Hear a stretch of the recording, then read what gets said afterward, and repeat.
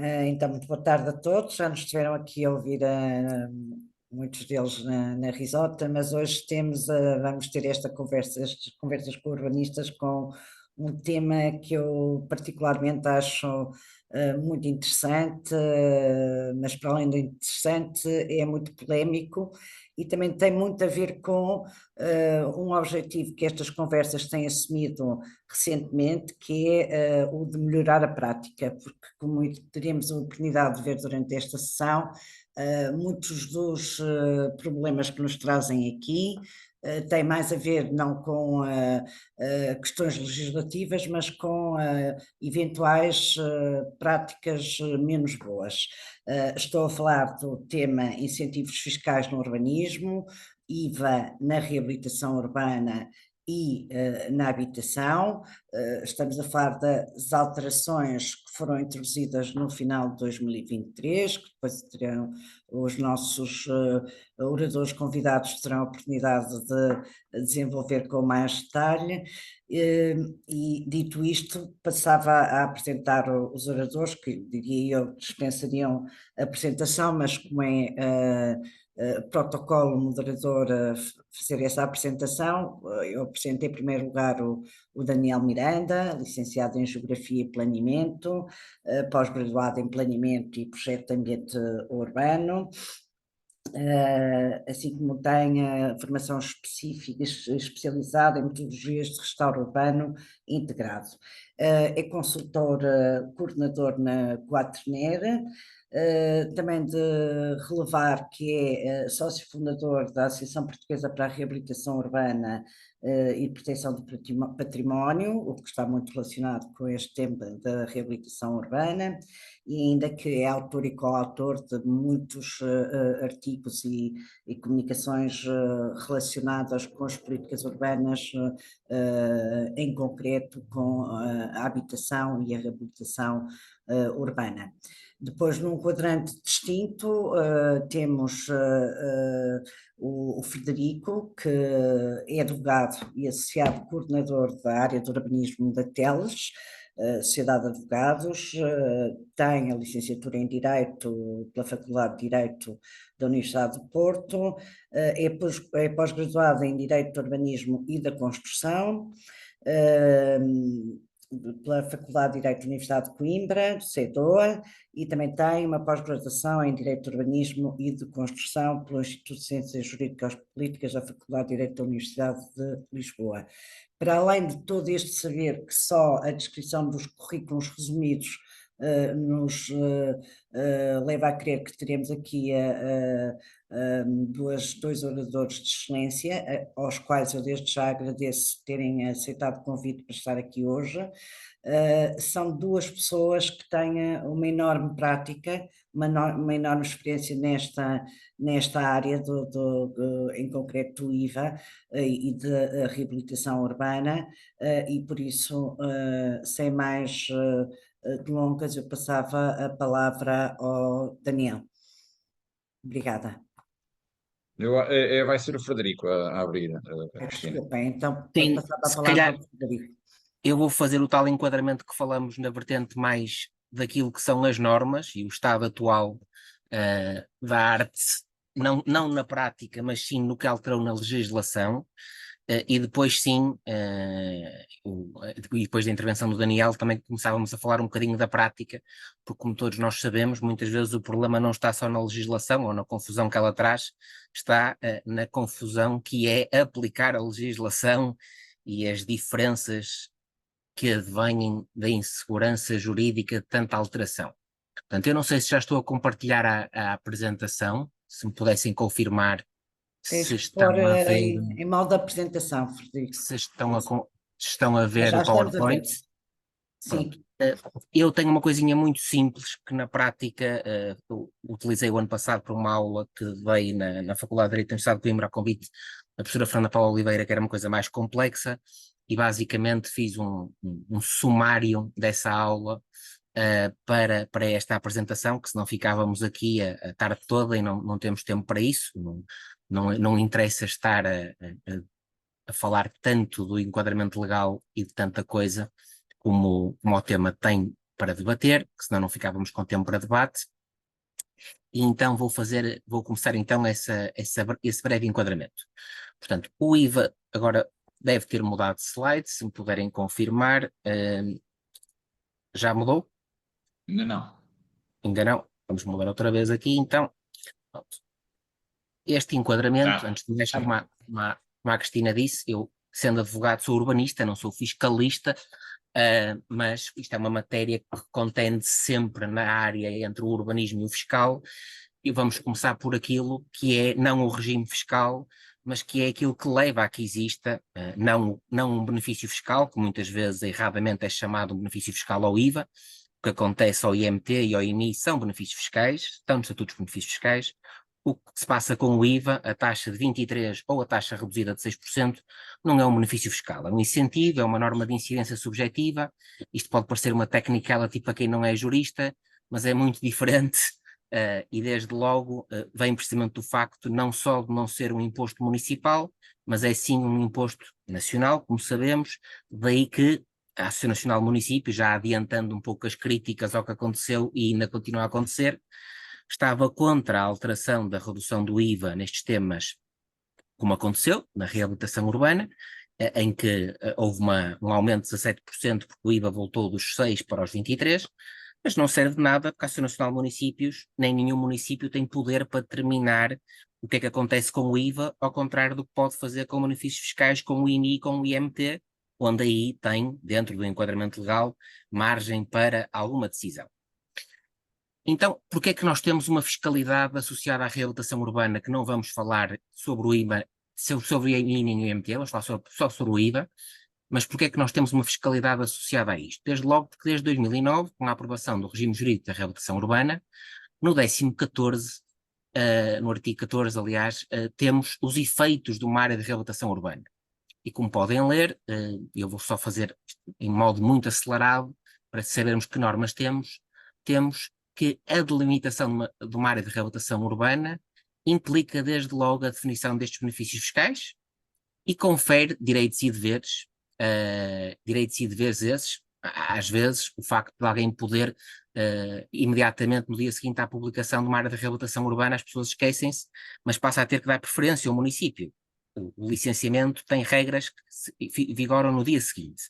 Outros já não são efeitos tão automáticos e não vamos falar já nisso, sobre o famoso acórdão do STA, que muitos poderão já conhecer, que foi notícia este ano, que não tem a ver com a questão do IVA e da norma transitória, tem sim a ver com a questão das ARUs e da importância da delimitação das ARUs. Aí sim, vamos deixar para uma parte mais adiantada da conversa de hoje esta questão. Porque, como vemos, o que diz o regime jurídico da reabilitação urbana são os efeitos da delimitação da área de reabilitação urbana, que por sua vez tem 3 anos para a delimitação da ORU e que, se não for renovada ou delimitada a ORU, ela vai caducar. Isto é muito importante porque é daqui que se percebe a importância da reabilitação urbana, não a reabilitação de edifícios, que está prevista noutros diplomas, não a reabilitação,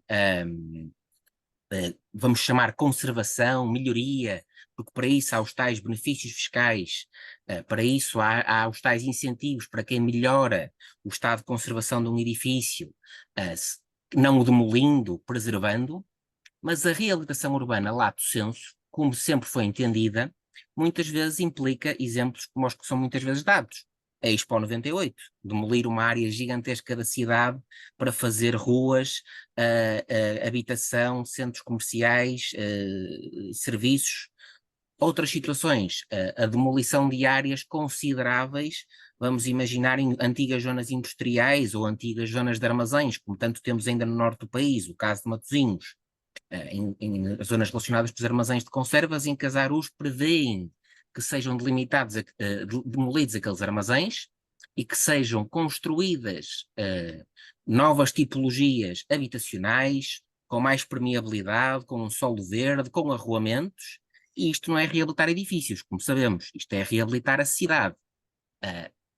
Outro exemplo, o quartel do Monte Pedral, que para quem for do Porto é uma operação muito importante para o município, é um quartel muito grande, que também está previsto, há muitos anos que está devoluto e está previsto que o quartel, à exceção de uma componente importante de um edifício na fachada, esse edifício se mantém, o resto muitos quartéis deste país são para demolir, estão desativados, os municípios pretendem que alguém lá invista, alguns até já foram vendidos, implica demolir, implica descontaminar solos, coisas que todos sabemos que têm uma componente não só ambiental, mas financeira pesada, para depois poder fazer arruamentos, praças, jardins e novos edifícios, que mais uma vez são reabilitação urbana e não reabilitação de edifícios. Porque é que eu estou a insistir tanto nisto? Porque aqui é que está a origem do problema. A verba 2.23, como estão a ver aqui, do código do IVA, que alterou com o programa Mais Habitação, ou seja, já alterou em outubro de 23, durante mais de 20 anos, nos tais exemplos que eu dei, da Expo 98 e da profunda reabilitação urbana das cidades, da regeneração de áreas, repito, não reabilitação de edifícios, sempre disse que eram empreitadas de reabilitação urbanas, tal como definidas em diploma específico. O diploma específico, portanto, para quem não se lembrar, era o anterior, era o regime jurídico da reabilitação urbana. O que é que diz ao dia de hoje a verba 223, que é precisamente aquela que fez com que a taxa reduzida de IVA passasse de 6% para 23%? Deixou de dizer aqui, peço desculpa que mudei de slide, deixou de dizer aqui logo no título, está sublinhado, empreitadas de reabilitação urbana, e passou a dizer empreitadas de reabilitação de edifícios. Vamos pensar no que é que isto quer dizer. Eu, se tenho um quartel, vou ter 6% se recuperar os edifícios do quartel. Os armazéns de conservas de Matosinhos, vou ter 6% se recuperar aqueles armazéns. Não posso demolir, não posso aumentar o número de pisos, não posso fazer alterações profundas, posso reabilitar o edifício, que também é outro tema juridicamente interessante, que é a reabilitação do edifício, mas garantidamente não posso em 100 mil metros quadrados, como às vezes alguns quartéis ocupam, fazer a demolição de tudo o que lá está e como está previsto na ARU, e fazer novas ruas, os tais jardins, os tais edifícios de habitação, ou de serviços, ou do que for, mas ao abrigo deste programa Mais Habitação, que algumas pessoas chamaram o menos habitação, eu passei a só ter 6% efetivamente se recuperar esses edifícios que não são para recuperar, que já deveriam estar reabilitados, zonas das cidades que já deviam estar a funcionar com habitação nos centros das cidades, onde muitas vezes se localizam hospitais de volutos, como alguns casos conhecemos, os tais quartéis militares e outros equipamentos que, entretanto, já nem são equipamentos porque foram vendidos e são área privada. Mas a verdade é que é isto que agora diz a verba 223 do Código do IVA. Uma vez que na discussão pública deste diploma isto foi muito controverso, muita gente até dizia que isto era uma matéria para o Orçamento de Estado, não devia ser um programa como a Mais Habitação, se o objetivo era haver mais receita e os 6 passarem para 23 e esses 17% poderem ser empregues, como o Governo na altura defendeu, se calhar na habitação pública, na habitação a ser feita pelo próprio Governo e não pelos municípios, que diziam na altura que iria ser muito importante, apesar de não ser criado nenhum fundo de emergência habitacional para estes 17% e no Orçamento de Estado ser muito difícil perceber como é que é feita a afetação destas verbas. Uma das questões que ficou absolutamente clara é que tantos e tantos casos estavam em obra, tantos e tantos casos tinham certidões de que estavam abrangidos pelos 6%, alguns tinham pedidos de informação vinculativa da autoridade tributária a dizer que estavam abrangidos pelos 6%, e de repente a lei diz que aquele caso são 23%. Então o que tivemos foi uma norma transitória que vem prever que, o que diz aqui em baixo, apesar de eu estar a fazer a empreitada depois de 7 de outubro de 23, se eu estiver a fazer uma empreitada que vem na sequência, eu já voltei aqui, se vem na sequência de um pedido de licenciamento, licenciamento de edificação ou loteamento, importa recordar que é o que isto refere nos termos do RJOE, tal como já foi esclarecido várias vezes, até pela professora Fernanda Paula, num artigo que publicamos em conjunto sobre esta matéria. Portanto, se eu tiver um licenciamento de edificação ou de loteamento, uma comunicação prévia, um PIP, anterior a outubro de 23, ainda se aplica à redação anterior da lei, em que é reabilitação urbana e poderá ter os 6%, não é reabilitação de edifícios, que é obrigatório. Ou então um pedido de licenciamento ou comunicação prévia, também submetido junto à Câmara após a entrada em vigor do Mais Habitação, ou seja, outubro de 23, mas submetido ao abrigo de uma informação prévia favorável em vigor. Ou seja, eu estou a concretizar agora, em 24, em 25, algo que foi aprovado num PIP anterior. Qual é a dificuldade que desde logo isto traz? Todos aqueles que, juristas, arquitetos, engenheiros, acompanham projetos de reabilitação urbana, sabem muito bem qual é que é o PIP que é exatamente executado nos termos que foi previsto. Há coisas que têm ajustes e que são normais, há coisas que têm licenciamentos e alterações a loteamentos que têm toda a previsibilidade de serem alterados, mas ninguém sabe como é que a AT se vai comportar, e sobre isso ainda não há números. Se de repente alguém tem um edifício com 10 mil metros quadrados aprovado e está a construir 10 mil metros quadrados ao abrigo dos 6%, e está a faturar-se 6%, porque é anterior a 23%, mas mantendo o edifício com os 10 mil da ABC, percebe que tem que fazer uma alteração de tipologia e de repente passar alguns apartamentos de T4 para T3. Não tem qualquer efeito urbanístico, vamos imaginar que é tudo aprovado, que essa alteração em sede de obra não tem qualquer tema com o município, até aquilo que se vai percebendo é que entende que isto é um projeto diferente. Vão ser um número de apartamentos diferentes, cadernetas diferentes, matrizes diferentes, e há uma grande expectativa de que venha a haver liquidações adicionais, que, para quem não sabe, podem vir pedir estes 17% nos 4 anos anteriores com retroativos, o que pode significar, não necessariamente para os investidores, mas muitas vezes para os empreiteiros, que também, para quem não sabe, o IVA é autoliquidado pelo empreiteiro, que depois tem que ir cobrá-lo efetivamente ao dono da obra, mas muitas vezes temos muitos empreiteiros muito preocupados, além dos promotores e além dos municípios, sobre se efetivamente vão poder continuar a faturar a 6% como estavam, com a segurança jurídica de quem tinha as certidões, as informações da AT, dos municípios, ou se então de repente vão ter mais 17%. Esses 17% são um enorme risco, são um risco tão grande que algo que se notou na nossa prática foi alguns projetos que estavam para arrancar com a tal reabilitação de grande escala de áreas de cidade, com a demolição de quartéis militares. Quem comprou o quartel militar para o recuperar acabou por não o fazer e vender, e ele lá está, há 2 anos, por continuar a recuperar em vez de fazer cerca de 500 e tal fogos, que era o que estava previsto. Outros casos são casos mais pequenos, em que um edifício de 30, 40 apartamentos, os promotores, vendo que a AT já foi atrás destes 7%, aumentaram os preços. Portanto, um apartamento que sobe, e para efeitos metafóricos, porque isto já não existe em lado nenhum, poderia custar 100 mil euros, passou a custar 117 mil euros, só pelo aumento da questão fiscal, quando aquilo que deveria ter acontecido, e sem nenhuma visão ideológica ou política, era que se estamos numa crise de habitação, deveríamos ter garantido o acesso aos 6%, sobretudo em matéria de habitação, dentro ou fora da ARU, porque se há uma crise habitacional, como todos nós sabemos, a fiscalidade e os impostos são um dos principais componentes financeiras de uma edificação, coisa que vamos falar já a seguir, porque o governo atual que tomou posse e que apresentou o governo já veio apresentou o programa do governo, já veio dar algumas notícias sobre isso. Mas a verdade é que ao dia de hoje, seja para a habitação ou não seja, a não ser que seja para a habitação a custos controlados, que é uma coisa completamente diferente, e não é a verba 223 do Código do IVA, é outra verba.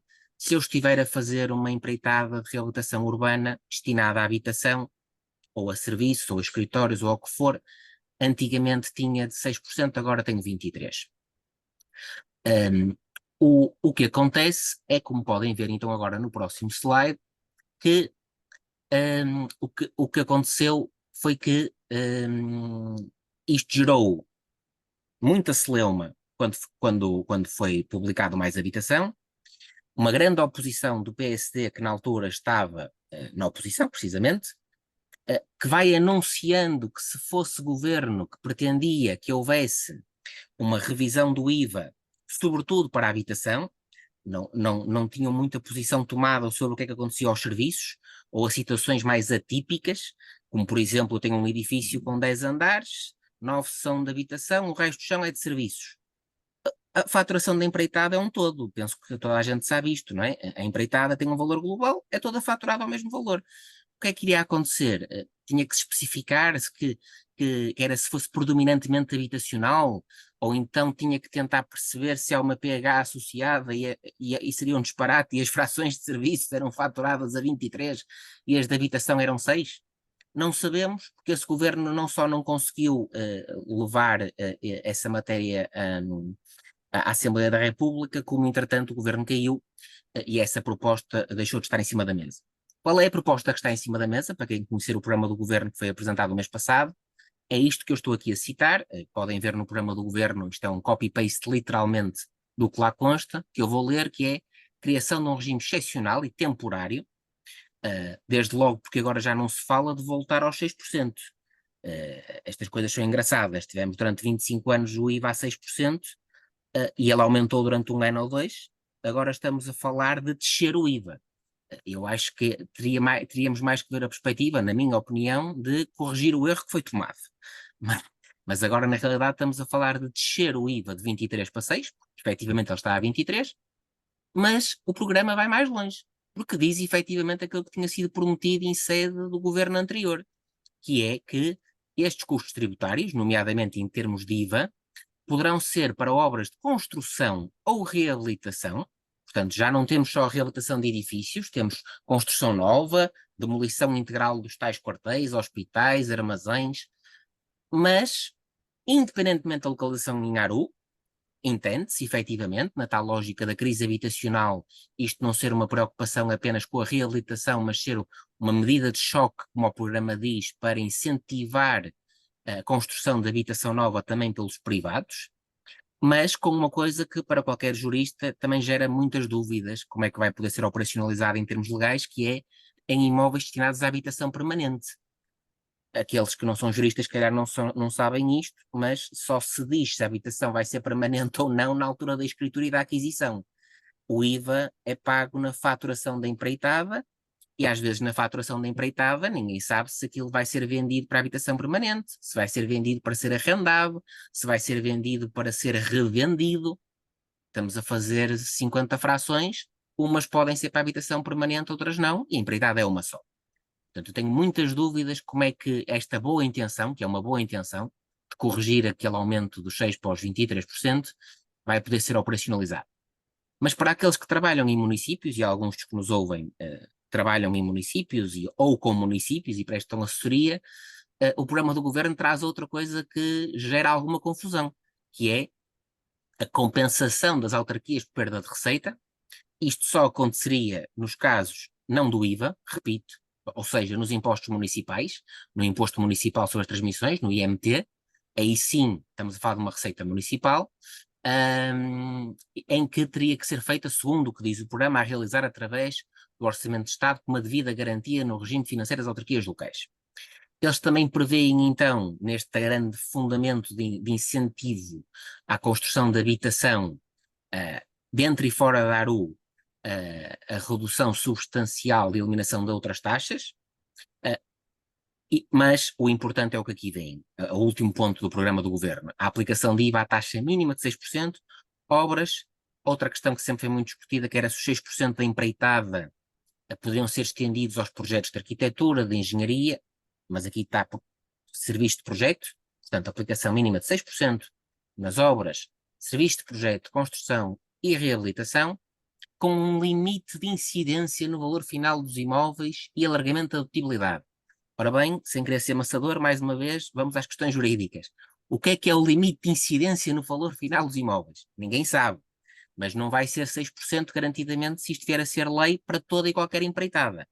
Há de haver um teto, há quem comente que isto vai ser semelhante ao àquele benefício que foi dado para os jovens na aquisição da primeira casa. Tem que haver um valor final da fração, da habitação, quando muitas vezes não sabemos, repito, quando estamos a faturar uma empreitada e começamos a construir um edifício ou até a demolir o quartel onde o edifício vai implantar, ninguém faz ideia se fatura a 6% ou a 23%, porque ninguém sabe qual é que vai ser o valor final do imóvel ou se ele vai ser para a habitação própria e permanente. O grande problema disto, como já perceberam, é a enorme insegurança jurídica que é gerada para os municípios, para os particulares, para quem investe, para quem está a fazer as empreitadas e a faturá-las e que é depois inspecionado pela AT se efetivamente estiver a faturar a 6 e de vezes estar a faturar a 23. Com grande preocupação que vemos, agora sim, para passar a palavra ao Daniel, até porque já me alonguei demasiadíssimo nesta introdução, com grande insegurança por parte de quem está, às vezes em empreitadas muito avultadas, muito preocupado se faz a faturação a 6 ou a 23, apesar de ter documentos e enquadramento legal para fazer a faturação a 6, esta insegurança das alterações legislativas tem gerado precisamente não só a insegurança, como casos concretos que alguns vieram nas notícias, e aí sim passo para uma nota que não faz parte do meu slide, porque senão era motivo para outra conversa com urbanistas, que é o acórdão do STA. O acórdão do STA, que é um acórdão uniformizador de jurisprudência, isto já acabou, a apresentação, eu vou voltar outra vez só à verba para lerem o que é que diz a norma e para perceberem como é que isto está relacionado ou não, ou seja, esta é a verba atual, é conforme ela está escrita, portanto, isto é como ela está no Código do IVA, empreitada de reabilitação de edifício, empreitada de construção, reabilitação, localizada em área de reabilitação urbana, ok? Isto é o que aqui é dito. Estas alterações legislativas e toda a apresentação que eu fiz, em altura alguma, esclareceu algo muito debatido também na doutrina, na jurisprudência, nos tribunais, nos centros de arbitragem administrativa, que era se a tal ARU tinha que ter ORU delimitada. O que é facto é que, apesar das alterações legislativas não terem trazido nenhuma clareza quanto ao tema da ORU, o STA, recentemente, 3 meses atrás, emitiu um acórdão uniformizador da jurisprudência, que não sendo lei, é um acórdão com uma força muito vinculativa, que já está a ser suscitada a nulidade desse acórdão por parte de quem era visado no mesmo, mas para todos os efeitos ainda não há nenhuma decisão e muitos municípios e promotores estão muito preocupados com isto, no qual fica clarificado por esse acórdão que não basta delimitar uma ARU, tem que estar delimitada uma ORU, seja ela num modelo ou noutro, tem que estar aprovada uma ORU. E tem que estar aprovada uma ORU para haver o benefício do IVA. É curioso que o acórdão e a AT nunca questionam para haver o benefício do IMT, ou do imposto de selo, ou qualquer outro imposto que não seja o IVA, e sobretudo aqueles que são receita municipal e não receita do Estado, ninguém se pronuncia sobre o tema da ARU e da ORU. Mas para o IVA ficou claro, temos que ter ORU aprovado. Ora bem, se todos sabemos que, por exemplo, em Lisboa temos uma grande ARU com uma grande ORU aprovada na cidade, muitos outros municípios, como é o caso do Porto, optaram por uma estratégia de aprovação de pequenas ARUs, pensadas e vocacionadas para o que lá estava, identificando, por exemplo, a ARU que tem ORU no centro histórico, os tais edifícios que devem ser demolidos, os tais edifícios que, apesar de não serem conservados, será a reabilitação urbana construir algo novo lá, porque eles estão mesmo num estado de degradação e desadequados à cidade que se pretende serão demolidos. Mas há outras ARUs, no Porto e noutros municípios, que não têm ORU delimitada. E o que sempre aconteceu, há muitos anos, seja porque os municípios não têm meios ou por outra razão qualquer, é que enquanto a ORU não era aprovada, a ARU era renovada ou era redelimitada uma ARU, mas ninguém duvidava que o efeito do IVA fosse automático com a aprovação da ARU, como falávamos no início, quanto ao regime jurídico da reabilitação urbana, porque efetivamente a redação permitia as duas leituras e era essa a leitura mais corrente, não sendo a que a AT veio a defender ultimamente, porque se há anos atrás emitia, 3, 4 anos atrás, emitia opiniões em sede de informação vinculativa de que efetivamente a ARU era suficiente, nos últimos 2 anos a AT tem dito reiteradamente que a ARU não é suficiente, que a ORU é necessária. E o que aconteceu neste acórdão do STA é que foi dada a razão à AT, ou seja, neste momento, a juntar ao problema criado pelo aumento do IVA, dos 6 para os 23, temos o problema que não está tratado na legislação, repito, da restrição das ORUs, que vemos muitos municípios, se estiverem atentos ao Diário da República, aqueles que vão seguindo estas coisas, se calhar viram o início de limitação da ARUs nos últimos 2 meses, como não viram, se calhar, em 2 ou 3 anos, Porquê? Porque muitos municípios que querem efetivamente que as suas cidades sejam reabilitadas e que sabem que o IVA é de todos os incentivos e de todos os fatores da conta do Excel do investimento o mais importante, com mais peso, vamos dizer assim, perceberam que tinham mesmo que começar a delimitar essas ORUs, mas para resolver problemas que estão para a frente. Elas não vão ter efeitos retroativos, já se questionou se seria possível ou não, mas aquilo que é lógico é que elas tenham efeitos apenas para o futuro. Se a Cristina me autorizar, vou dizer uma última coisa, só para cruzar isto, porque acho que fica uma intervenção praticamente toda feita antes do debate, que torna todo o tema ainda mais, isto é muito entusiasmante, para quem trabalha nisto dá para falar a tarde toda, mas torna isto ainda mais preocupante para quem na prática acompanha decisões de investidores na ordem dos milhões de euros ou de municípios, se vão ou não vão delimitar o MARU ou o MARU e afetar recursos a determinadas coisas, para perceberem como é que tudo isto foi pensado em cima do joelho e depois temos um problema na prática, que é isto que faz parte das conversas, não é? O melhorar a prática. Isto é a lei. E a lei então tem o tal norma transitória para salvaguardar aquilo que no outro dia a falar com o Daniel, não lhe podemos chamar um direito adquirido, mas é uma expectativa jurídica, com os tais projetos que vinham anteriores ao Mais Habitação, as tais certidões de 6%, aquelas pessoas que efetivamente tinham a confiança de que ia ser faturada 6%, que só adquiriram um terreno ou o quartel militar porque iam efetivamente reabilitar a 6%. Para terem uma ideia, às vezes 17% numa operação destas podem significar 34 milhões de euros. 34 milhões de euros nos 17% já não estamos a falar do lucro de ninguém. Estamos a falar de a operação ser viável ou ser um prejuízo e uma ruína financeira. Toda a gente estava confiante que a norma transitória era a proteção dessa expectativa jurídica das regras do jogo anteriores.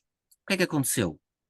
Como aqueles que trabalham diariamente em matérias de urbanismo sabem, não tendo nada a ver com Mais Habitação, não tendo nada a ver com a fiscalidade, todos nós acompanhamos o simplex urbanístico que apareceu depois de outubro de 23, em janeiro de 24, que trouxe muita confusão, o complexo, algumas coisas boas, outras más, mas trouxe uma coisa que, não discutindo os efeitos bons ou maus, que é a limitação das respostas em sede de audiência prévia, a necessidade dos municípios interferirem em projetos que não estejam de acordo com determinados parâmetros logo, não dando uma segunda oportunidade ou uma terceira oportunidade de uma audiência prévia, que tem claramente virtualidades, essa decisão, o risco dos deferimentos tácitos, que fez com que os municípios começassem a interferir uma coisa que se calhar com uma correção de projeto era uma cota de uma Sércia que precisava de ser esclarecida, mas já não há como fazer outra audiência prévia. Portanto, indeferimento para proteger o risco de deferimento tácito e o cruzamento desta norma do Simplex com a norma transitória, que é o quê?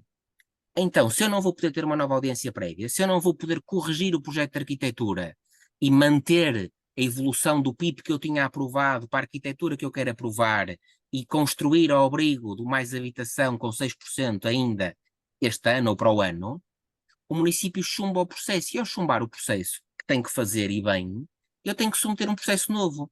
E se eu submeto um processo novo, já não estou no processo submetido anterior a outubro de 23. Já tenho um número de 25.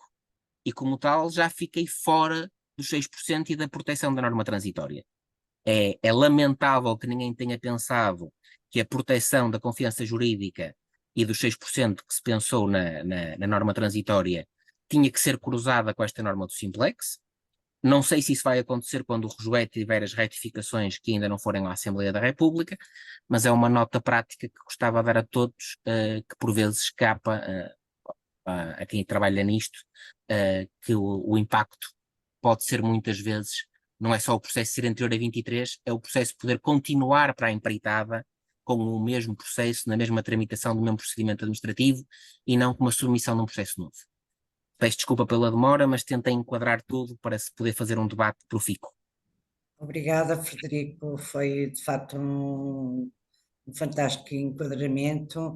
Eu também esqueci-me de referir há pouco, mas há um artigo interessantíssimo publicado pelo Frederico em conjunto com a Fernanda Paula na revista Direito Local, precisamente sobre este tema, mais concretamente se os loteamentos conferem também eles uma proteção ao abrigo do regime transitório. Mas agora também, sem mais demoras, passo para o Daniel Miranda. Daniel, força aí então. Obrigado, Cristina. Boa tarde a todos novamente e muito obrigado à Associação Portuguesa de Urbanistas pelo convite para discutir este assunto que eu, ao contrário do Frederico, já não me entusiasmo nada com este assunto, sou-vos honesto, porque, enfim, acho que este debate já devia ter sido feito há muito tempo e não desta forma atabalhoada com estes resultados que o Frederico teve a explicar agora. Eu, concordando com muitas das coisas que o Frederico disse, discordo de fundo com a principal, que é, eu acho que esta alteração à aplicação do IVA já vem muito tarde e com prejuízos muito grandes para as nossas cidades e, portanto, acho que ela peca por tardia. Eu vou tentar explicar porquê e a minha intervenção vou tentar ser sucinto e curto, porque estou genuinamente curioso para saber o que é que as pessoas que estão aqui neste debate acham sobre este assunto específico da aplicação do IVA, da taxa reduzida do IVA. Esta intervenção também quero só dar-vos aqui uma nota que é na tentativa de fazer um equilíbrio difícil entre aquilo que é a minha prática, a minha experiência profissional enquanto urbanista, trabalhando na Quaternary Portugal e com muitos municípios e estando por trás da elaboração de muitas dezenas de áreas de reabilitação urbana, operações de reabilitação urbana, muitas horas a pensar e a discutir com vários municípios, perspectivas de intervenção diferentes de vários municípios, interpretações de departamentos jurídicos de vários municípios diferentes e conflituantes entre si, e portanto, nesta perspectiva de intervenção mais profissional, com a minha intervenção mais associativa ou cidadã, se quisermos, no âmbito da APRUP, da Associação Portuguesa para a Reabilitação Urbana e a Proteção do Património, e portanto não é fácil também para mim muitas vezes conseguir este equilíbrio, porque nem sempre aquilo que eu defendo é aquilo que eu consigo trabalhar com muitos dos municípios e vou tentar também explicar-vos a minha perspectiva sobre isso, sobre esta matéria. A primeira nota, eu quero-vos só partilhar convosco 5 ou 6 notas, não vos quero tomar muito tempo, como disse, quero ouvir também a vossa opinião, porque estou mesmo curioso. Eu acho que é importante é termos um quadro de políticas públicas que permita responder aos vários desafios que vão surgindo, e se em 2009 o desafio era reabilitarmos os nossos centros urbanos, os nossos centros históricos que estavam obsoletos, que estavam vazios, e portanto era necessário uma intervenção musculada pública com fortes apoios públicos. O regime jurídico da reabilitação urbana foi criado para isso, vinha associado a um conjunto diversos de medidas e de instrumentos, entre os quais estão os instrumentos fiscais, que eram importantíssimos para, no fundo, gerar esta dinâmica de ação, reação por parte dos vários intervenientes no processo de reabilitação, dos proprietários, aos investidores, aos arrendatários, aos municípios, aos vários departamentos de cada uma das administrações municipais, enfim, tentar um quadro que seja que dê aos municípios as várias ferramentas para conseguirem induzir esta dinâmica. Isso era fundamental e foi criado em 2009 este regime jurídico e depois revisto em 2012, mas diria eu que a partir de então temos assistido a uma instabilidade grosseira no quadro legal que está associado a esta matéria e fundamentalmente ou especificamente associado aos benefícios e aos incentivos fiscais. O Frederico já referiu aqui alguns deles, mas desde logo com a primeira a introdução no Orçamento de Estado de 2009 do artigo 71 dos Estatutos dos Benefícios Fiscais, que vem trazer um regime também extraordinário de incentivo à reabilitação urbana. Posteriormente revisto, diria eu, as duas revisões mais importantes com o Orçamento de Estado de 2018, com a revisão do artigo 45 dos Estatutos dos Benefícios Fiscais, que no fundo vem dar a tónica à reabilitação urbana e à questão do arrendamento urbano também, com a nova geração de políticas de habitação, e mais recentemente com mais habitação e a reconfiguração da aplicabilidade da verba 2.23 apenas à reabilitação de edifícios. Eu quero essencialmente destacar esta alteração que, como disse, na minha opinião, já vem muito tarde no debate público. E porquê é que vem tarde? Porque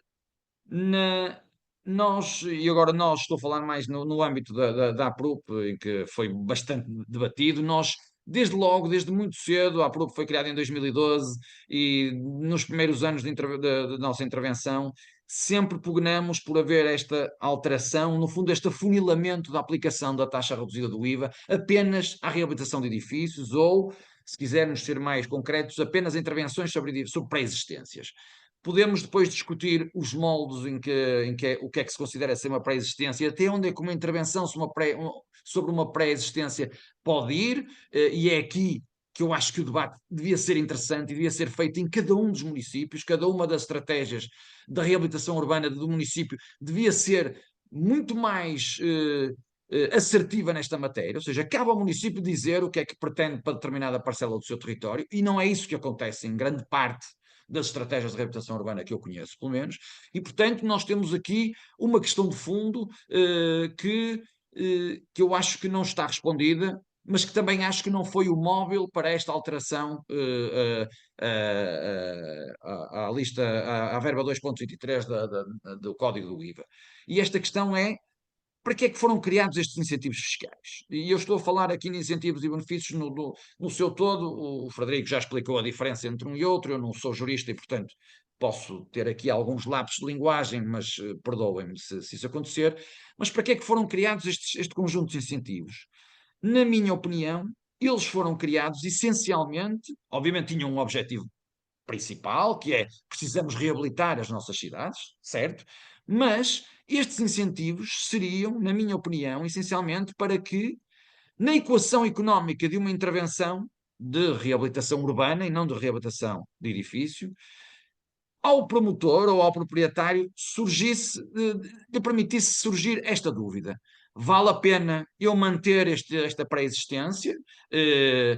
E com isso tenho uma contrapartida, que é a perda da receita potencial que eu tenho se explorar até ao máximo a capacidade construtiva ou edificatória deste meu edifício. E, portanto, eu acho que estes incentivos foram criados para isso. Temos que, no mínimo, deixar aqui uma dúvida ao proprietário e ao promotor. Vou prescindir de ter a receita máxima com a minha intervenção neste edifício, porque o PDM permite-me, por exemplo, numa pré-existência com 2 pisos, permite-me subir mais um piso, aumentar a área construtiva em X%, mas eu vou prescindir disso e, como contrapartida, tenho aqui um conjunto alargado de benefícios e incentivos fiscais. Ora, eu acho que esta lei e este quadro fiscal, quando foi criado com este propósito. Como sabemos, e acho que é também reconhecido, isto rapidamente passou, e fundamentalmente no caso do IVA, e já vou explicar também porquê, isto passou há aqui um conjunto muito interessante de incentivos fiscais e de benefícios, vamos lá usufruir disto, e à pala disto, nós temos hoje grande parte dos nossos centros das cidades completamente destruídos, porque se perdeu grande parte daquilo que é o património, que é a nossa memória construtiva de grande parte das nossas cidades. E os exemplos não sou eu que os dou, são pessoas que estudam e trabalham há décadas sobre isto, e, por exemplo, o caso do centro da Baixa Pombalina, em que grande parte da gaiola pombalina já não existe. Hoje em dia é difícil termos um exemplar de uma gaiola pombalina preservada em Lisboa, porque à pala deste conjunto e desta pouca regulação dos municípios e do Estado na sua totalidade, se permitiu que tudo fosse destruído e ainda por cima com benefícios fiscais. E, portanto, a minha opinião sempre foi muito clara relativamente a isto, e daí a nossa intervenção e a nossa exigência para que isto fosse alterado, porque achávamos que pelo menos aqui podia estar um pequeno travão a este tipo de intervenções que foram acontecendo nestes últimos 10, 15 anos em Portugal.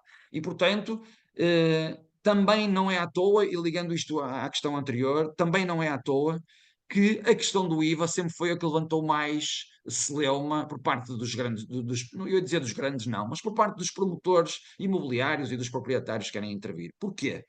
Porque, ao contrário dos outros incentivos fiscais, o IVA sempre teve um procedimento muito mais simplificado.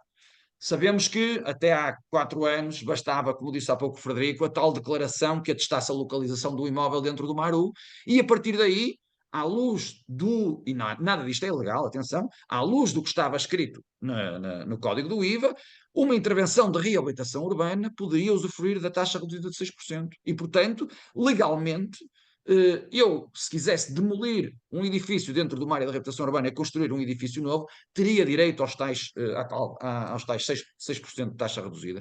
Ora, e era precisamente contra este tipo de intervenções que nós lutamos muito durante muitos anos, mas que também, como já disse, não foi por isso que a lei foi alterada, infelizmente, porque não nos parece que nenhum destes últimos governos tivesse como pano de fundo ou como preocupação de fundo a questão da proteção do património. E, portanto, ela surge essencialmente por uma questão até de receita fiscal, creio eu, que terá sido o grande motivo desta última alteração, e não estas preocupações com a preservação do património. E porque é que nos outros incentivos não se vislumbra ou não se tem visto também a discussão? Porque no Estatuto dos Benefícios Fiscais, a intervenção, o papel de juiz ou de árbitro dos municípios é muito maior.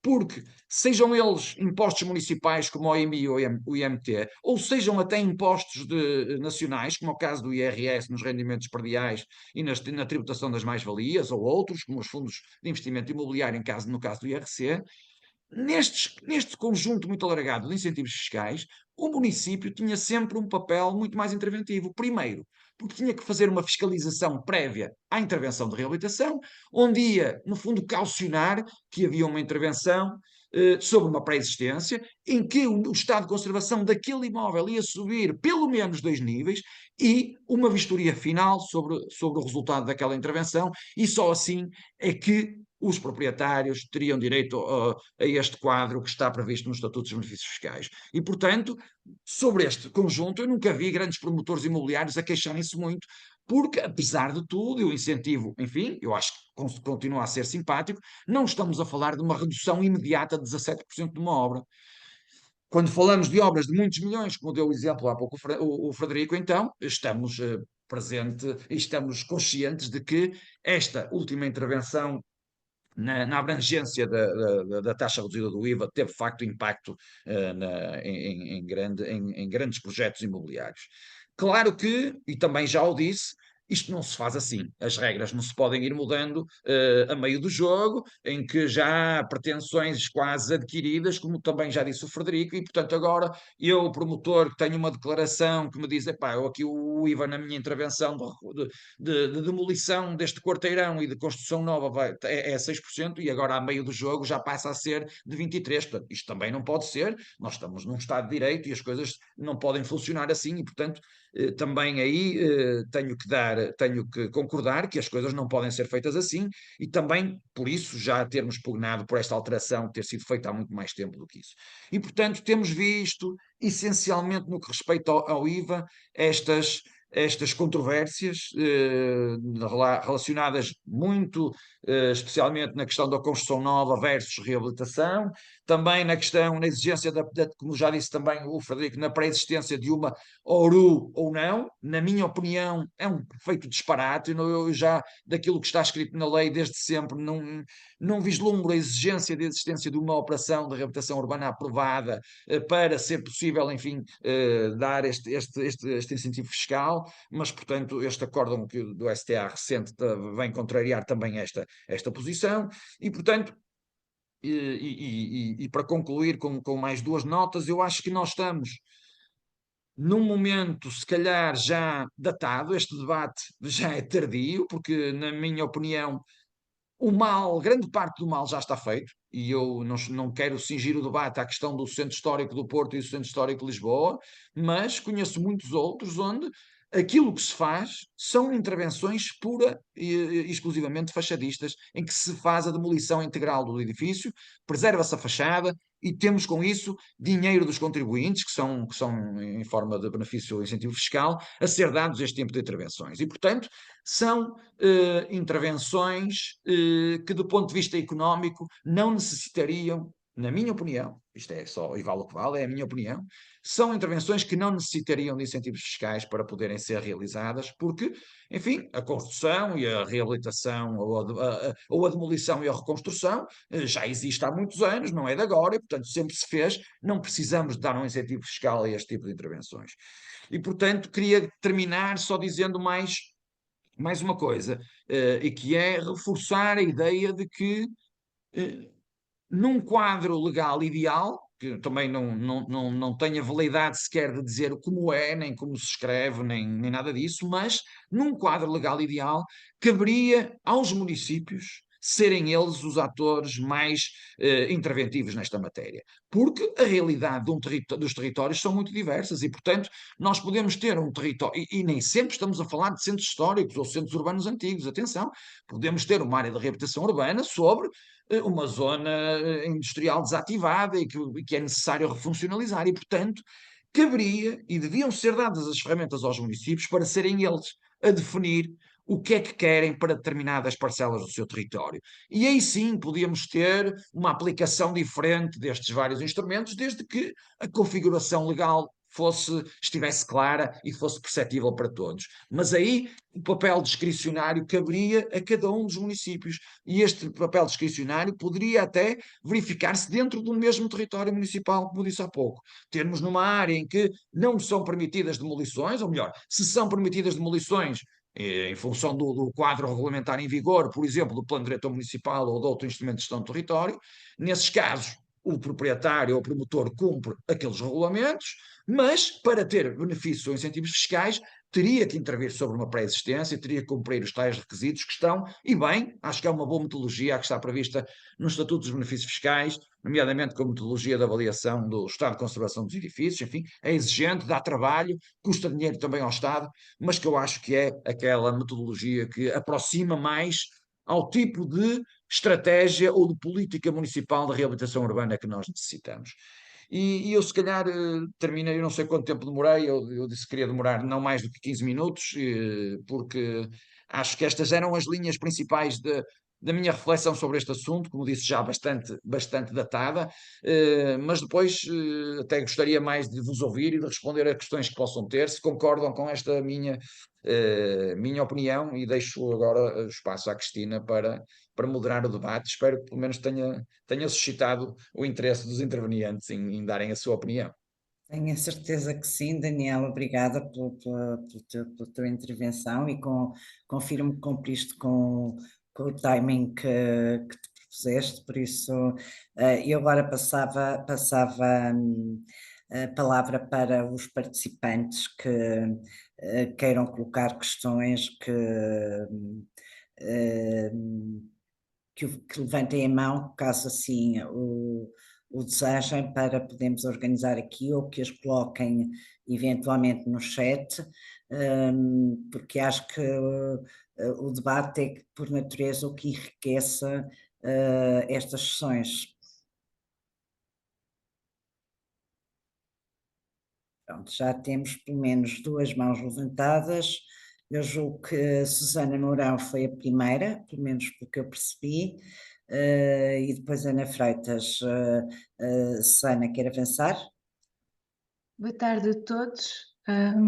O meu nome é Susana Mourão, trabalho na Câmara Municipal de Évora, não sou arquiteta nem engenheira, sou socióloga e coordeno uma unidade que tem 4 anos de existência.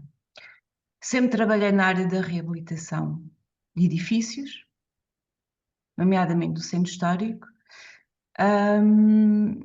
e já vi muitas estratégias dentro do município para pegar no regime jurídico da reabilitação urbana. O que é certo é que as pessoas desistiram e eu há 4 anos assumi esta tarefa. Eu vou partilhar a minha visão e deixando aqui algumas questões, de dizer o seguinte: o enquadramento legal dos municípios é o regime jurídico da reabilitação urbana. Em momento algum, o regime diz quais são os benefícios fiscais ou os incentivos. Nós vamos à procura deles, ok? No que diz respeito às pré-existências do regime jurídico da reabilitação urbana, não são só definições e até o artigo 14 ou até o artigo 20. é um diploma bastante longo e complexo. Mas na sua complexidade é possível verificar 3 questões. Uma delas, o artigo 14 e as ARUs sem ORUs, e eu também concordo, não é preciso nenhuma ORU para dar acesso ao IVA, ok?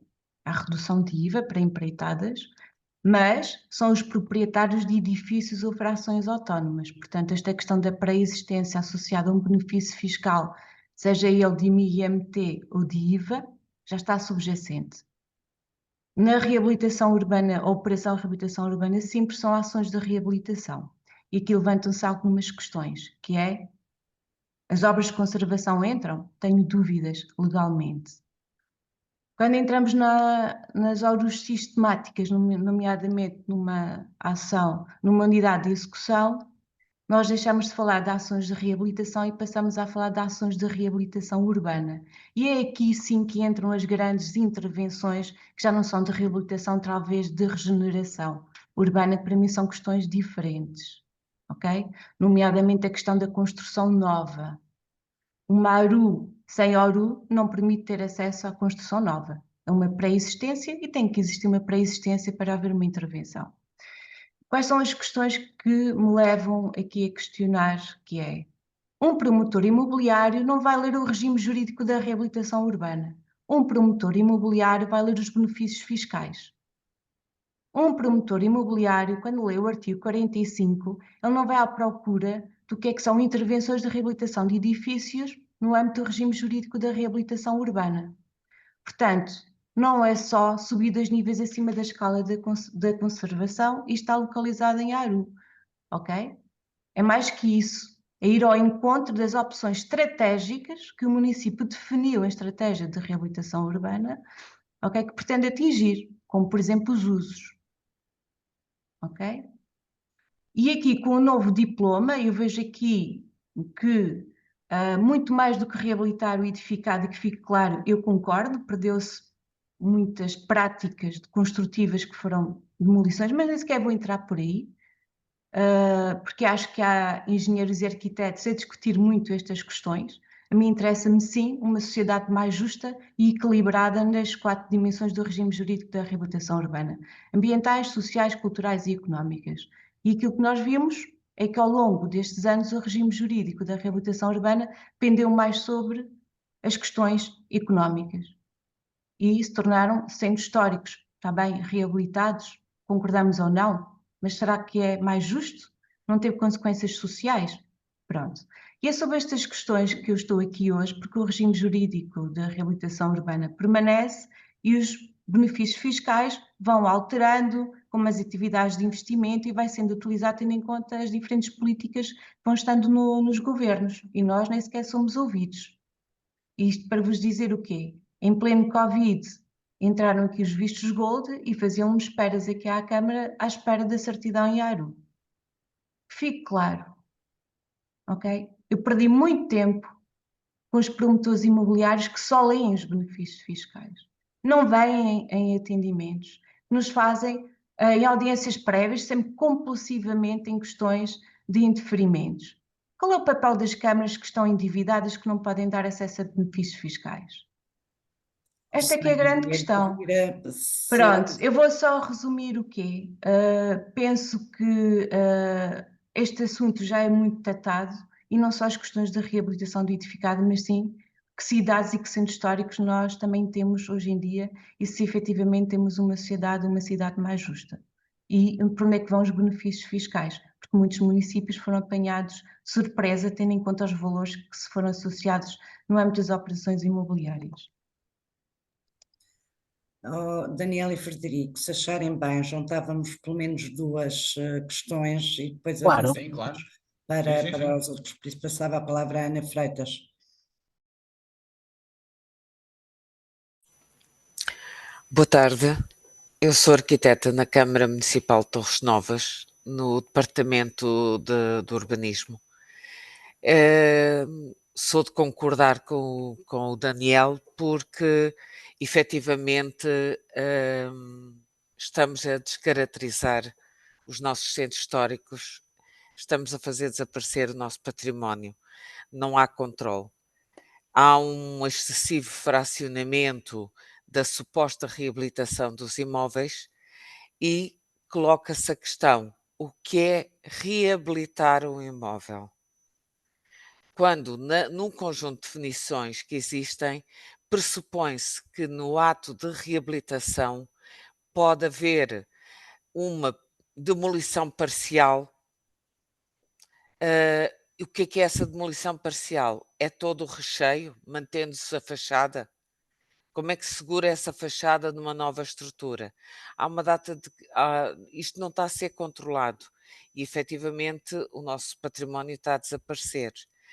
Eu, enquanto técnica do urbanismo, eu tenho alguma dificuldade em cruzar os vários diplomas, incluindo o RJUE e o próprio Plano Diretor Municipal e o regime jurídico da reabilitação, o 95 e as respectivas portarias, cruzar todos esses diplomas e ver até onde é que é permitido ao promotor fazer. O promotor pressiona no sentido de que ele quer é rentabilizar. E então, não deixando aumentar, vamos fracionar. E o Simplex também veio ajudar nesse sentido. As ditas obras sem aumento da volumetria do imóvel não, acabam por fracionar excessivamente os prédios e estamos a criar fogos habitacionais que não dão resposta sequer nem cumprem com o RGEU. Não sei como é que vamos ultrapassar isto, mas peço desculpa por interromper, mas se não cumprem têm que ser interferidos. Isto é uma questão legal. Um projeto que não cumpre com o RGEU tem que ser chumbado, com ou sem benefícios fiscais. Não podemos aprovar projetos ilegais. Doutor, não se trata, por vezes, o próprio Simplex permite que deem entrada de uma comunicação de início de trabalhos e façam trabalhos no interior. Okay. E o município deve fiscalizar no âmbito do Simplex e confirmar se aqueles trabalhos estão isentos. Se estão isentos, prosseguem. Se não estão isentos, são embargados, sujeitos a coima e sujeitos a licenciamento. É isso que diz a lei. É o que estamos a fazer. É o que estamos a... Mas repor depois a situação inicial já é outra realidade. É por isso que a fiscalização deve acontecer logo no primeiro dia de obra, com a comunicação de início de trabalhos. Não é passado um mês de demolições, não é? O problema disto, e mais uma vez tem toda a razão, o problema está na lei. O Simplex foi escrito num pressuposto que todos os municípios no dia seguinte fiscalizam obras. Num pressuposto que todos os municípios apreciam projetos de arquitetura dentro dos prazos. Todos nós sabemos que isso não acontece, mas eu gostava de deixar bem claro, isso não é o tema dos benefícios fiscais ou do IVA ou de qualquer outro.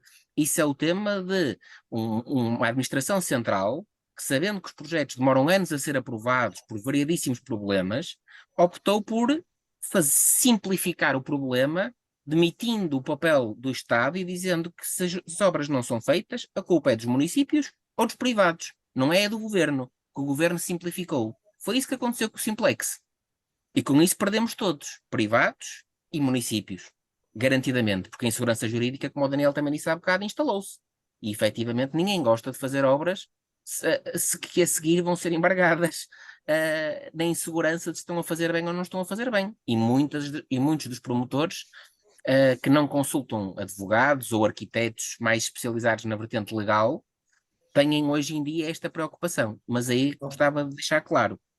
Frederico, podia Desculpe. alguma contenção, peço desculpa, mas como temos, eu posso prescindir da minha mãozinha, naturalmente, mas como temos ainda mais duas mãos e antes de passar ao Manel e ao José Castro, também queria passar a palavra naturalmente ao Daniel.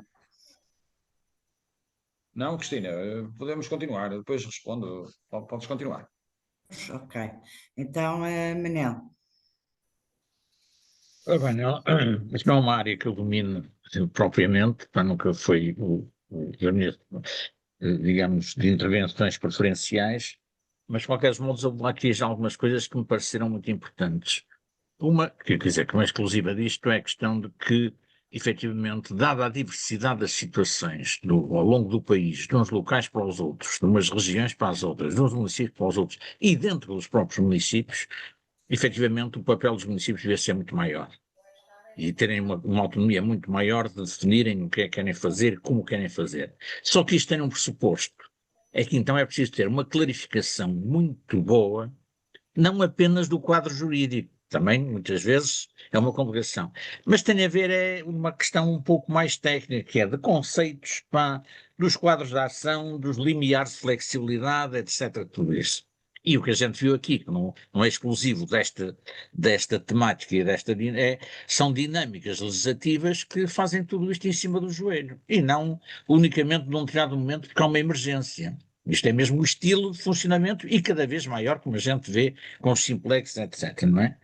E, portanto, desde logo, algumas das questões que aqui foram colocadas, embora concorde com o Daniel que efetivamente, ou melhor, concordo com o Daniel na questão que ele põe de que isto que aconteceu agora, recentemente, já devia ter sido colocado há uns anos, mas tudo isto reflete esta questão de que avançou-se para isto sem terem... Quer dizer, há uma questão é a reabilitação de edifícios, outra questão é a reabilitação urbana, outra questão é a regeneração urbana, tudo isso, e não era preciso aqui inventar a pólvora, tudo isso está tão estudado em literatura que existe pelo mundo inteiro, que era praticamente quase a fazer um benchmarking do que há e adaptar para as nossas situações, não é? E, portanto, efetivamente, porque a questão foi agora colocada, da destruição, digamos, do essencial dos nossos centros históricos, no sentido do edificado, porque efetivamente interpretou-se, e pelos vistos o quadro legal, com as suas ambiguidades, permite que se interpretasse a reabilitação de edifícios com a mera manutenção da fachada. E isto confundindo uma série de coisas, porque de um ponto de vista estritamente urbanístico, e não do ponto de vista urbanístico na sua totalidade, mas num aspecto urbanístico, efetivamente, a manutenção das fachadas tem uma determinada função, do ponto de vista urbanístico, no que respeita à questão de cenário urbano, o qual não exige, digamos, a moderação desse cenário urbano, estou a falar de forma, não exige que o interior dos edifícios se mantenha ou não mantenha. Mas é deste ponto de vista. Mas mesmo de um ponto de vista urbanístico, se a gente falar que a cidade não é só a forma, mas é também a sua vivência, se a destruição do interior e fazer uma coisa totalmente nova implicar também uma expulsão dos habitantes tradicionais, mudar, digamos, os destinatários desse edifício, isso tudo, isto também é urbanismo, e aí já temos efeitos urbanísticos perversos. Mas, efetivamente, tudo isto devia ser muito clarificado e articular com isto a questão de que os incentivos deviam ser graduados em função, digamos, por exemplo, do maior ou menor interesse da intervenção, do grau com que ela mantém uma reabilitação efetiva do edifício, ou se limita, para manter o exemplo, se limita a manter a fachada, devia haver, os incentivos vão ser graduados em função, digamos, dos objetivos comuns, coletivos, mais importantes ou menos importantes que cumprissem, não é? E, finalmente, um último ponto, que também foi aqui aflorado. Ter-se que trabalhar muito bem para que depois os beneficiários dos incentivos sejam efetivamente aqueles destinatários que a gente quer. Porque senão muitas vezes, quer dizer, falou-se há pouco, quer dizer, o IVA sobe e efetivamente isso não equivale a uma redução, digamos, da margem de lucro de quem promove. Ela reflete imediatamente no preço de venda e, portanto, e os benefícios fiscais também muitas vezes funcionam assim. Eu lembro já que há muitos anos, quando havia os benefícios fiscais para a aquisição de casa própria, houve uma tal altura que um governo anunciou um reforço desses benefícios, e obviamente antes de anunciar-se entrar em vigor decorrem num certo tempo, mas 10, 15 dias depois, nos anúncios dos jornais, na altura agora não se põe tanto, mas antes punham-se muitas vezes os valores, nos anúncios dos jornais de apartamentos, etc., coisas à venda, os mesmos apartamentos tinham sido inflacionados no valor que se pedia, porque o raciocínio foi este, se eles agora têm benefícios, eles podem pagar mais, e portanto sobem. E este é outro ponto também. Agora, isto passa tudo por uma questão de termos um processo, digamos, muita falta de qualidade no processo legislativo, porque efetivamente fazem-se as leis em função muito, digamos, das oportunidades, e elas têm que ser feitas assim, politicamente é gerir oportunidades, mas com muito pouca sustentação nos aspectos de ordem mais técnica e com muita pouca identificação, digamos, do que é que se pretende, efetivamente, e quais são os campos onde se pretende atuar. Era só isto. Obrigado. Obrigada, Manela. Então passava ao José Castro. Sim, então boa tarde e agradeço todas as intervenções, que acho que foram bastante interessantes. Eu era mais também para exprimir uma espécie de preocupação sobre a relação que tem existido entre duas dimensões, a da proteção do património, a reabilitação, e a economia, não é? Os benefícios fiscais, não é? Porque há, na verdade, algumas questões que eu julgo que serão, geram, acho eu, alguma inquietação. Por exemplo, nós temos no país mais de 900 ARUs registadas. E será que o estado do país está condizente com estas 900 ARUs? É uma dúvida. E depois, também uma inquietação, é, por exemplo, sobre a área da ARUs em Lisboa, que abrange 98% do território, mais de 98% do território. Só uma pequeníssima zona, não é? Mais ligada àquilo que foi a Parque Expo, é que não faz parte da ARU. E, portanto, dá aqui uma imagem de que não é tanto, não está a ser tanto a preocupação com a proteção do património e a reabilitação no seu conjunto, mas mais uma forma de encontrar aqui, enfim, ganhos, e não estamos a discutir se são legítimos ou não, mas ganhos, pronto, na promoção de imóveis. Era só. Obrigado. Já agora é muito rápido mesmo e puxando para a prática, lanço este desafio, se não é também pela insuficiente ou o insuficiente rigor na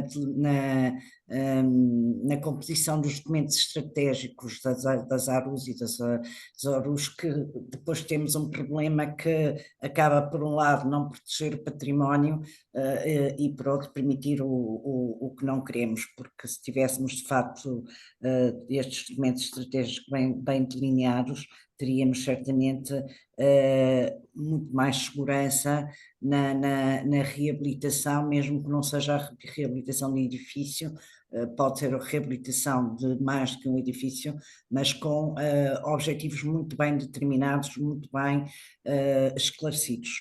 Pronto, era só isto. Eu agora passava aos oradores, se calhar desta vez passava primeiro ao Daniel, que ainda não teve a oportunidade de falar. Muito bem.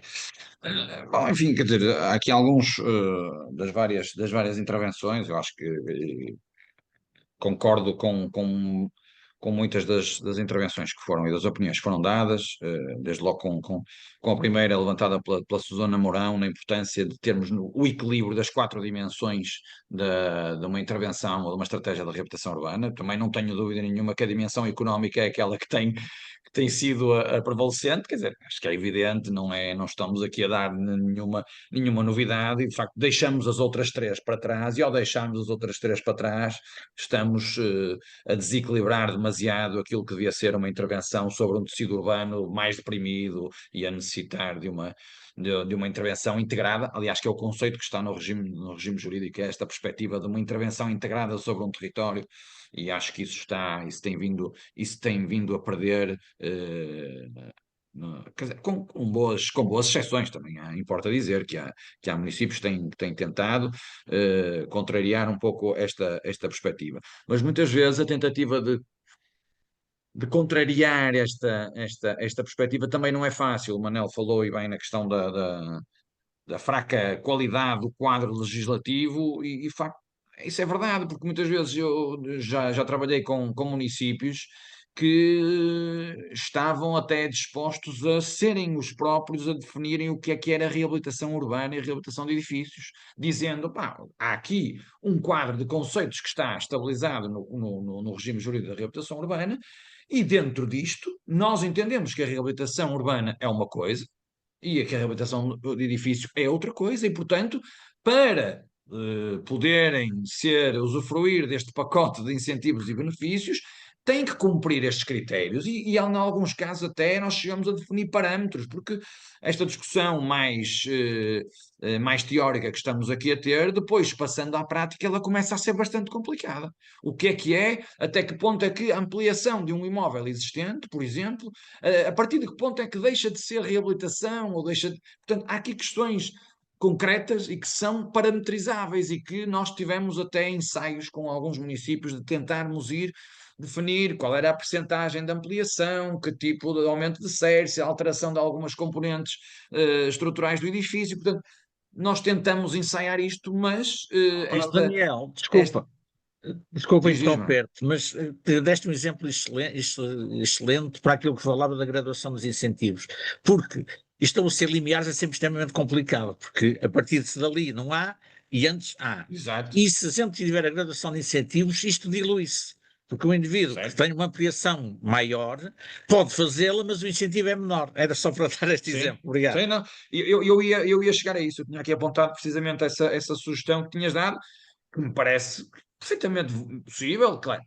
Não me quero pôr agora no papel do legislador que teria que encontrar aqui a forma de regulamentar e de escrever sobre isto. Enfim, difícil, mas eu acho que do ponto de vista prático, se calhar era muito mais interessante.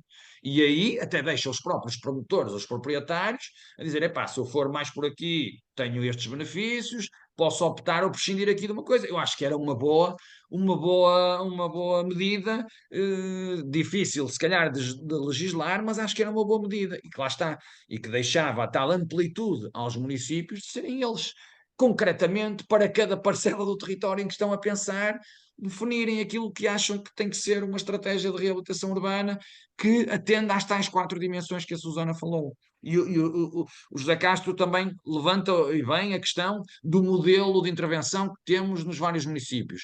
Ora, este modelo, em que temos os casos extremos, por exemplo, Lisboa, em que limita grande parte do concelho como uma área de reabilitação urbana, e temos outros concelhos, eu não quero aqui dizer erradamente, mas eu creio que é Vila Pouca da Guiar, que tem cerca de 80 áreas de reabilitação urbana, ou até o modelo de Torres Vedras, que definiu uma área de reabilitação urbana para a cidade e depois uma grande área de reabilitação urbana que é composta por todos os aglomerados urbanos, por exemplo. Portanto, temos vários modelos e deviam ser os próprios depois a conseguirem definir dentro das suas estratégias o que é que devia ser possível aplicar. Então, se fosse gradativo, eu acho que também podia responder bem a estas questões e a estes desafios. Ana Freitas falava também da questão dos conceitos, no fundo era isto que estávamos a dizer, o que é a reabilitação de um imóvel. Eu acho que já devia existir há muito tempo, pelo IRU, pelo menos que é a entidade que tutela a reabilitação urbana em Portugal, já devia existir há muito um guião do que é a reabilitação urbana, podia ter sido feito com o LNEC, enfim, com um conjunto alargado de atores, quer dizer, isso já devia existir, o que é um guião de boas práticas da reabilitação urbana, eu acho que isso era fundamental. Claro, mais uma vez, reitero aqui esta dificuldade, as particularidades arquitetónicas no território são também elas muito diferentes e nós temos chaves que têm características arquitetónicas muito diferentes daquilo que é a construção no Algarve e, portanto, com particularidades, com especificidades. Isto é difícil de atender a todos, mas eu acho que se impunha já há muitos anos que este guião existisse e que fosse do conhecimento dos municípios, que são eles que têm, no fundo, que gerir. Em primeiro lugar, têm que desenhar a estratégia, depois têm que ser os próprios a geri-la e também a definir a quem é que podem ir dando estes incentivos fiscais e estes benefícios. E eu creio que das notas que tinha tomado só mais uma nota também, enfim, é um bocadinho paralela, mas o José Castro disse que há de facto mais de 900 áreas de reabilitação urbana legalmente constituídas em Portugal, o que é verdade. Não sei, não consigo ter uma avaliação sobre se são as necessárias ou não. A verdade é que grande parte dos nossos centros urbanos estavam bastante degradados e a precisar de intervenção. O que eu sei, e isso fui eu que estudei e tenho números que o provam, é que o disparar no número de áreas de reabilitação urbana delimitadas e o disparar no número de operações de reabilitação urbana aprovadas só está relacionado, ou estão fundamentalmente relacionados com uma coisa, que é o acesso aos instrumentos do Portugal 2020 neste caso. E, portanto, para podermos aceder aos instrumentos do Portugal 2020 na altura, era necessário terem uma ARU aprovada e, portanto, isso fez disparar muitíssimo o caso destes processos de planeamento em Portugal. E para já era isso. Eu vou passar, nós estamos num limite de tempo, vou passar ao Frederico, partilho só aqui dois comentários que foram feitos no chat. Para o Manel, o João Oliveira, da Câmara de Famalicão, diz que partilha da graduação dos incentivos e da sua gestão pelos municípios, e a Ângela Pinheiro, fazendo um paralelismo entre a anterior verba 2.23, questiona: será o incentivo fiscal aplicável independentemente de se tratar de reabilitação ou de construção nova? Não, já vimos que era só de reabilitação. Agora passava de imediato ao Frederico.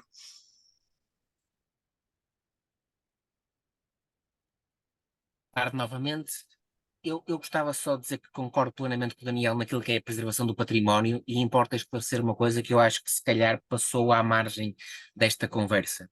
Estamos a falar de coisas muito diferentes, porque a preservação do património, apesar de ter consequências fiscais, porque existem consequências fiscais em tudo aquilo que está na legislação, a preservação do património não é decidida pelo IVA, nem é suposto o IVA influenciar se o património vai ser preservado ou não. Como a Cristina disse muito bem, as estratégias de reabilitação urbana, as ARUs, as ORUs, devem ser detalhadas o suficiente para que os municípios identifiquem muito bem qual é que é o património classificado ou não classificado. Vamos recordar, há património classificado pelo Estado, há património classificado pelos municípios em sede PDM, é aí que se protege o património, e não é as fachadas, são os edifícios inteiros que se protegem em sede PDM. É para isso que servem. Nem estou a falar de planos pormenores de reabilitação urbana, estou a falar de um plano diretor municipal, que todos os municípios têm que ter mais ou menos atualizado, isso é outro tema. Tem uma carta do património, e essa carta do património diz desde logo o que é que se pode, o que é que não se pode demolir. E aí sim é que está o enquadramento normativo, com ou sem ARU. O enquadramento normativo é o plano diretor, que é, como nós todos sabemos, o documento fundamental da preservação do património e da gestão urbanística e daquilo que se pretende para as cidades. Outra coisa diferente é a ARU que pode ou não existir, porque uma ARU pode ser feita precisamente para preservar património, o exemplo do Centro Histórico do Porto, ou pode ser feita por um objetivo oposto, que é regenerar cidade. E aí não estamos a falar da reabilitação de edifícios, nem do património que se quer manter, estamos a falar, por exemplo, de uma ARU que seja feita, onde se diz: esta antiga zona industrial, de voluta, de armazéns, de indústria poluente, que queremos mais é que desapareça daqui, que seja descontaminada, que dê acesso a parques verdes, à cidade dos 15 minutos, que todos nós que somos urbanistas sabemos que é aquilo que é essencial que se faça, a mais habitação, é uma ARU.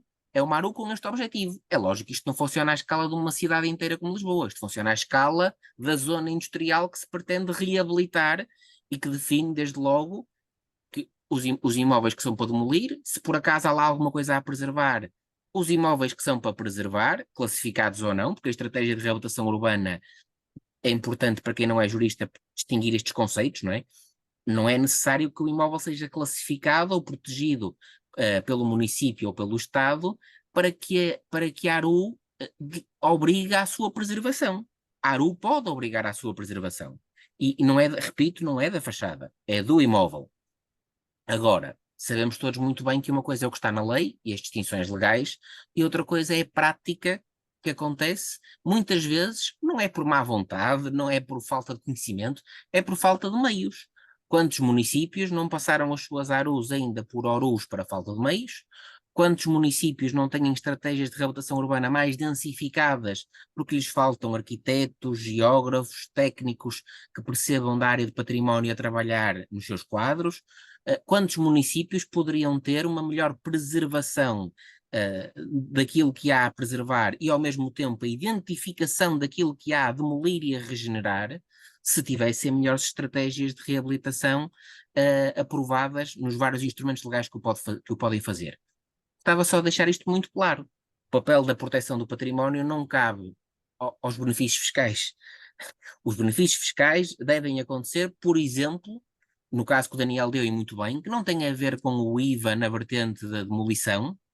Quando eu tenho que preservar um edifício, Se eu efetivamente preservo o edifício e faço uma vistoria prévia e a seguir uma vistoria depois da obra e demonstro que preservei o edifício e que subi 2 níveis de conservação, aí sim eu tenho um benefício fiscal, tenho um incentivo, porque em princípio eu fiz uma intervenção que poderia ser mais cara do que fazer de novo, não interessa, mas eu tenho a tutela, como o Daniel disse bem, a monitorização da conservação a melhorar.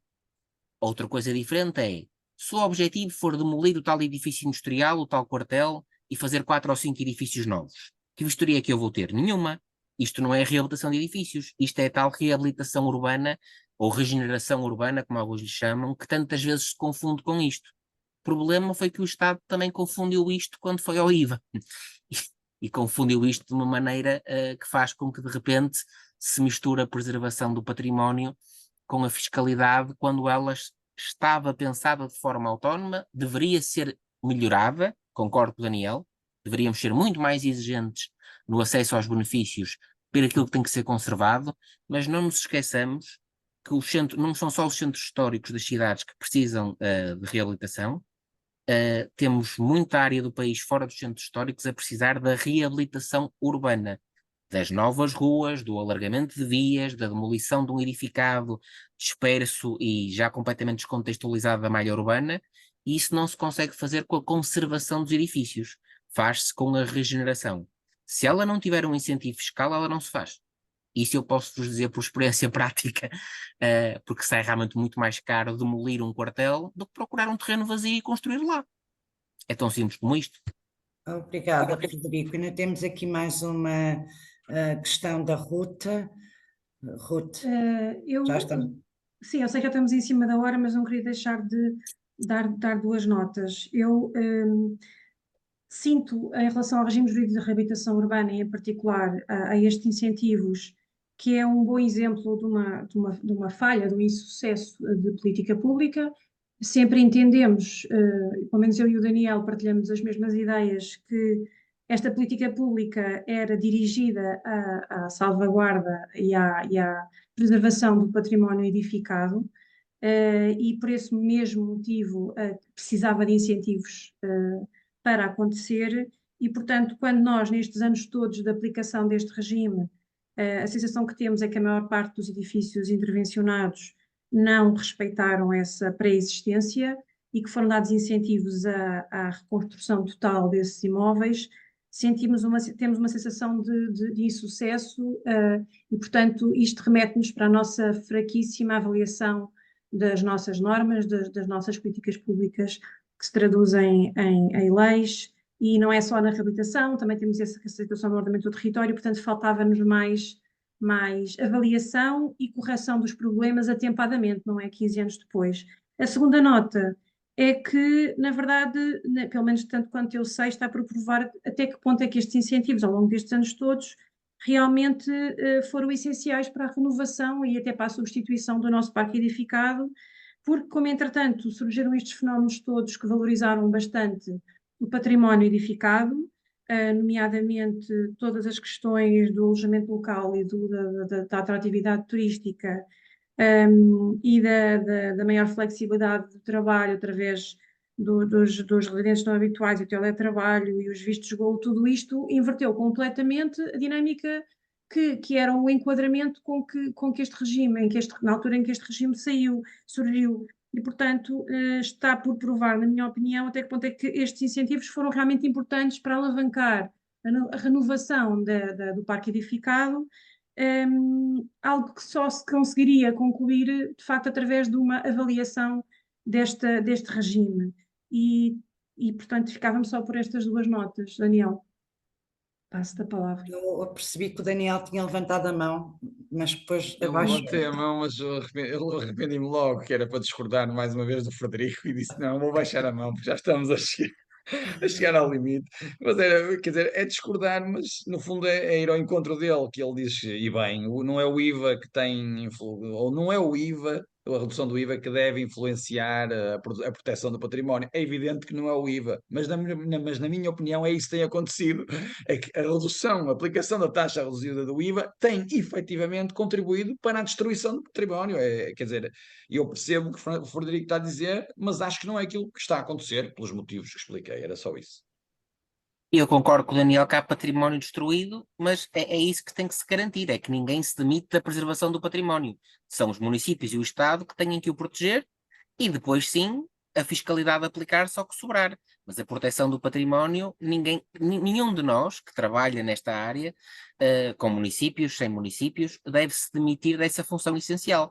Porque eu repito, há benefícios para a preservação e a manutenção dos edifícios. Mas não nos podemos esquecer, e aqueles que são para demolir não têm benefício nenhum, aqueles que ativamente são tóxicos na cidade, que têm que ser descontaminados, que são industriais, que têm que sair de lá, esses devem pagar a taxa de 23? Isso é que eu discordo. Esses devem ter um incentivo para sair de lá. Sim, sim, sim.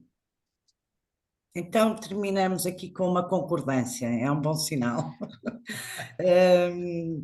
Já vai longa, já passamos das 7h30. Eu queria agradecer muitíssimo aos dois oradores, em primeiro lugar, mas também à Fundação Serra Henriques, que nos apoia sempre muitíssimo nestas conversas, e agradecer a todos que participaram e que colocaram questões tão pertinentes. Muito obrigado e até, Obrigado não pelo sei convite. se o Manel gostaria de acrescentar alguma coisa. Não, só no sentido que eu penso que esta é a última conversa, não devia ter esta dúvida da minha qualidade, mas penso que este mês já não temos mais nenhuma, ou não Não. estou certo. Não. Portanto, agora É só em setembro. regressaremos em setembro e, portanto, também desejar para quem vai fazer férias, boas férias para todos. Quem não fizer, que trabalhem muito bem. Acompanha. E pronto, e até à próxima. Muito obrigado.